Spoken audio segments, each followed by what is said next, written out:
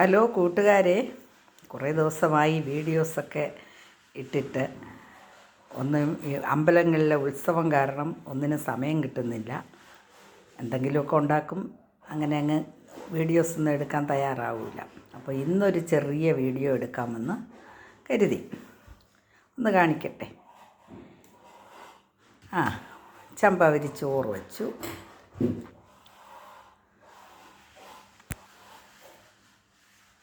ഇത് ക്യാബേജ് തോരൻ. ക്യാബേജും ഉള്ളിയുമായിട്ട് തോരനുണ്ടാക്കി. ഇത് കണ്ണൻ കൊഴിയാളയാണ്.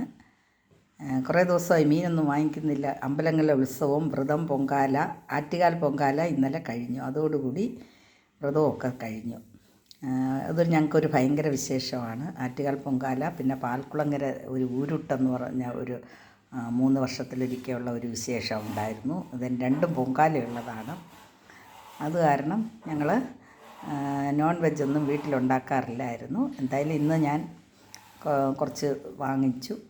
അങ്ങനെ അതിനെ ഒന്ന് വറുത്തെടുത്തിട്ടുണ്ട്. ഞാനും എൻ്റെ മകനും മാത്രമേ ഉള്ളൂ, അതുകൊണ്ടാണ് കുറച്ച് വറുത്തത്.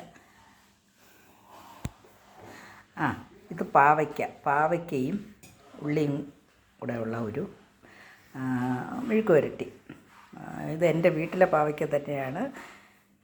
കായ്ച്ച് കഴിഞ്ഞ് ഞാൻ എൻ്റെ മകളുടെ വീടുന്ന് ഫെബ്രുവരിയിലാണ് വന്നപ്പോൾ പഴുത്ത് കായ്ച്ച് തീരാറായി.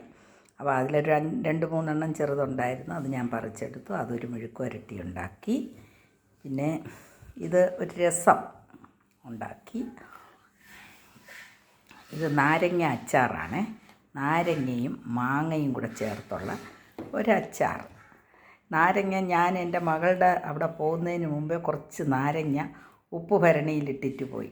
നാരങ്ങ പിഴിഞ്ഞെടുക്കുന്ന തോട് അത് ഞാൻ തിരിച്ച് വന്നപ്പോൾ നല്ല പരുവമായിട്ട് കിടന്നു. അതിൽ കുറച്ച് മാങ്ങ, എൻ്റെ ഹസ്ബൻഡിൻ്റെ വീട്ടിൽ മാങ്ങയുണ്ട്, അവിടെ പോയിട്ട് വന്ന് കുറച്ച് മാങ്ങ കൊണ്ടുവന്ന് മാങ്ങയും ഇഞ്ചി വെളുത്തുള്ളി എല്ലാം ചേർത്ത് നല്ലൊരു അച്ചാറുണ്ടാക്കി. അത് തീർന്നു. ഇത്രയേ ഉള്ളൂ.